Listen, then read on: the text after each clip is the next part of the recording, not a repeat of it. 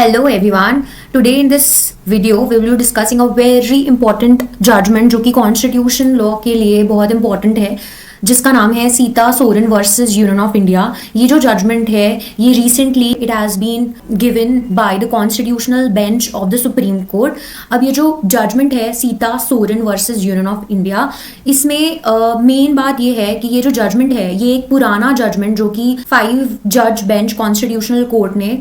जो दिया था उसको ओवर रूल करता है, जो कि पीवी नरसिम्हा राव जजमेंट के नाम से जाना जाता है। अब मेनली ये जो जजमेंट है ये 2 आर्टिकल्स से रिलेटेड है, article 105 clause 2 and article 194 clause 2। अब ये जो दोनों आर्टिकल्स हैं, ऐसे सारे लोग कॉन्स्टिट्यूशन कभी नहीं पढ़ा या वो वीडियो देख रहे हैं उनके लिए कि ये जो दोनों आर्टिकल्स हैं ये पार्लियामेंट्री प्रिविलेज से डील करते हैं। हमारे कॉन्स्टिट्यूशन में जो भी एमपीज हैं, मेंबर ऑफ पार्लियामेंट है, या फिर जो भी मेंबर ऑफ लेजिस्लेटिव असेंबली के जो मेंबर्स हैं, उनको ये प्रिविलेज दिया गया है, उनको एक स्पेशल राइट्स या कुछ ऐसे इम्यूनिटीज़ या कुछ ऐसे एग्जेम्पशंस दिए गए हैं जिसका वो बेनिफिट ले सकते हैं। इसमें आता है जब भी वो पार्लियामेंट में बैठे हैं और कोई भी डिस्कशन चल रहा है तो वो उनके पास है आर्टिकल 19(1)(a) सबके पास है, freedom of speech and expression हर एक इंसान के पास है। लेकिन यहाँ पे जो राइट टू स्पीच है सबके पास, वो सिर्फ उन्हीं लोगों के पास है जो मेंबर है पार्लियामेंट के या लेजिस्लेटिव असेंबली के।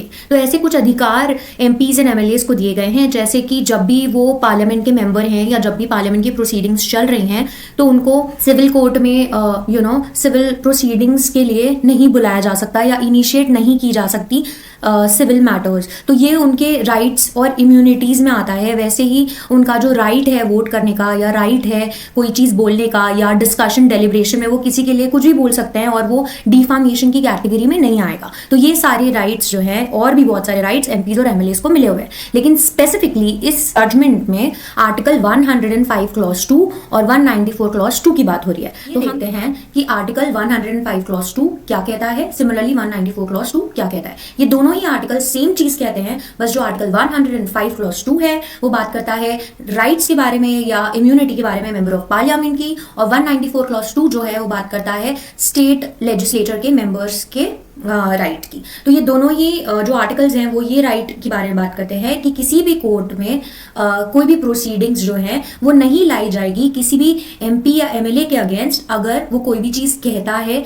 इन द पार्लियामेंट, या कोई भी कमेटी जो रहती है अंडर, जो कमेटी बनाई जाती है अलग अलग हेड्स में, वो कुछ कहती हैं, उसके दौरान कुछ कहा जाता है, या फिर कोई भी वोट दिया जाता है, कोई भी डेलिब्रेशन डिस्कशन में कुछ भी ऐसा कहा जाता है जो कि general people of the country अगर कहते तो वो डिफामेशन में आता है या वो वॉयलेशन में होता स्पीच या एक्सप्रेशन के, तो वो यहाँ पे काउंट नहीं होता। तो ये एक स्पेशल प्रिविलेज ये दोनों आर्टिकल्स में दिया गया है। अब हम बात करते हैं कि ये जो जजमेंट है वो बेसिकली बोलता क्या है। तो इसके पहले एक जजमेंट, जैसा कि मैंने बताया कि ये जो जजमेंट है सीता सोरेन वाला, इसने पीवी नरसिम्हा राव जजमेंट को ओवर रूल किया। अब पीवी नरसिम्हा राव जजमेंट क्या बोला था ये मैं आपको बता देती हूँ। उसमें ये बोला था कि जब आपके पास राइट टू वोट या स्पीच है तो आपने ये एक्सरसाइज किया अंडर आर्टिकल 105 एंड 194, ठीक है, आपने किया। लेकिन जब आपने ब्राइब रिसीव करी, किसी भी एमपी या एमएलए ने कोई भी वोट देने के लिए या किसी के फेवर में कोई स्पीच देने के लिए अगर कोई ब्राइब रिसीव करी, कोई भी ऐसा कोई भी मॉनेटरी बेनिफिट रिसीव किया,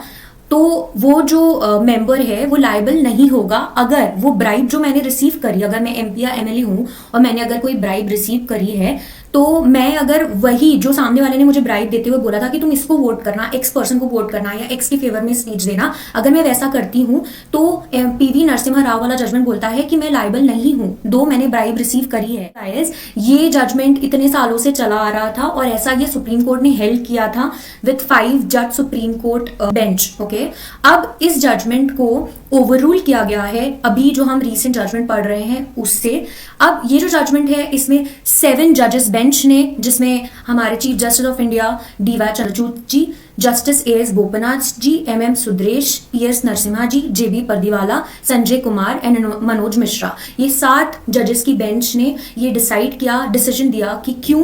पीवी नरसिम्हा राव जजमेंट को ओवर रूल किया जाना चाहिए। तो पहली बात तो जो पहले वाला जजमेंट था वो 3:2 मेजॉरिटी का था। अब ये आपको पता होना चाहिए एज अ लॉ स्टूडेंट कि कभी भी अगर कोई भी जजमेंट आता है और अगर वो कॉन्स्टिट्यूशनल बेंच का जजमेंट है तो उसमें मिनिमम 5 जजेस बेंच की बेंच होनी चाहिए। तो पहले वाला जो जजमेंट था वो 5 जजेस बेंच ने दिया था। ये जो नया जजमेंट है जिसको कि पुराने वाले को ओवररूल किया है वो 7 जज बेंच का जजमेंट है। मूविंग अहेड, अब ये जो 7 जज बेंच ने जो हेल्ड किया वो क्या हेल्ड किया, तो इसमें अभी जो हमें प्राइमा फेसिया दिख रहा है कि भाई अगर तुम ब्राइब लेके किसी के फेवर में वोट कर रहे हो और किसी के फेवर में स्पीच दे रहे हो और जिस बंदे ने तुमको ब्राइब दी है उसने जो बोला है वो तुम कर रहे हो, तो वो प्रिविलेज में आता है। तो इसी चीज को गलत ठहराते हुए बोला गया है कि ये जो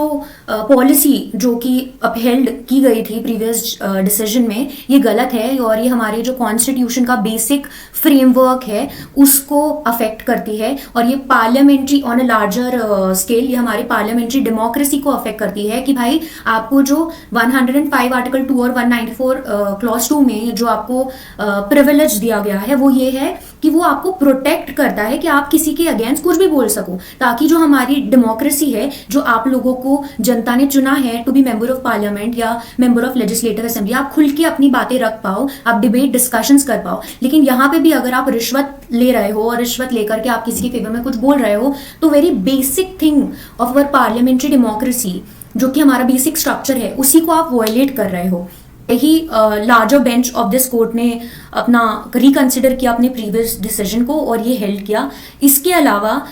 एक और चीज़ जो यहाँ पे बोली गई वो ये थी कि जो लार्जर बेंच है वो हमेशा से आपकी भले कॉन्स्टिट्यूशनल बेंच जो 5 जज बेंच थी उसने कोई डिसीजन दिया था तो उसको सेम कोर्ट सुप्रीम कोर्ट जो है वो अपना खुद के डिसीजंस को बड़ी बेंच से आपके जो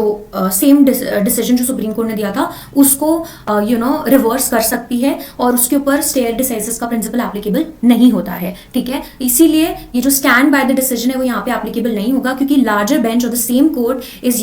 reconsidering its previous decision and deciding something. तो ये था आपका जजमेंट। ऑल्सो एक और चीज जो कोर्ट ने हाईलाइट करी इस जजमेंट में कि जो पीवी नरसिम्हा राव जजमेंट है वो थोड़ा कंफ्यूजिंग है क्योंकि वो क्या कहता है कि अगर कोई लेजिस्लेटर है जिसने ब्राइब लिया और अकॉर्डिंगली वोट किया, जो भी बोला गया था वो किया, तो वो प्रोटेक्टेड है। लेकिन अगर आपने ब्राइब लिया और अगर आपने उसी बंदे जिससे आपने ब्राइब लिया उसके कहे हुए बंदे को वोट नहीं किया तो फिर आप जो है वो प्रिविलेज में नहीं आते हो। तो इसीलिए इस इंटरप्रिटेशन को गलत ठहराते हुए